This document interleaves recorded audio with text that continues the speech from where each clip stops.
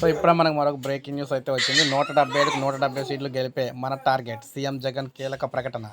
So Andhra Pradesh రాష్ట్ర ముఖ్యమంత్రి YS Jaganmohan Reddy అన్నారు. భీమిలో నిర్వహించిన సిద్ధం సభలో జగన్ మాట్లాడుతూ ఈ యుద్ధంలో గెలుపు మనదేనన్నారు.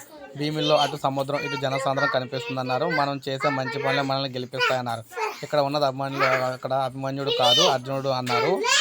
ఈ అర్జునుడికి తోడు దేవుడితో పాటు ప్రజలు ఉన్నారన్నారు. అటువైపు వెన్నుపోటు పొత్తులు జిత్తులు అన్నారు. చంద్రబాబు ఒంటరిగా పోటీ చేసే ధైర్యం లేదన్నారు. చంద్రబాబుతో సహా అందరినీ ఓడించాలన్నారు. ఇటు పాండవులు ఉంటే అటు కౌరవులు ఉన్నారన్నారు.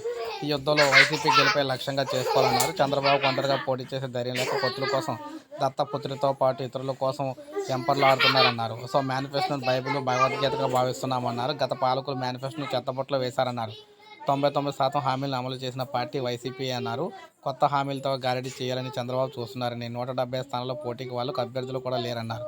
2019లో వచ్చిన 23 స్థానాలు కూడా టీడీపీకి రావని జగన్ అన్నారు. 56 నెలల పాలనలో అన్ని రంగాలను అభివృద్ధి చేశామన్నారు. సో ఈ విధంగా ఈయనైతే 170కి 150 రెడీ అని చెప్పేసి అన్నారన్నమాట. ఇప్పుడు మనకు అప్డేట్ వచ్చింది. ఒక లైక్ చేయండి, సబ్స్క్రైబ్ చేసుకోవాలి. మన ఛానల్ సబ్స్క్రైబ్ చేసుకొని ఫాలో అవుతుంది.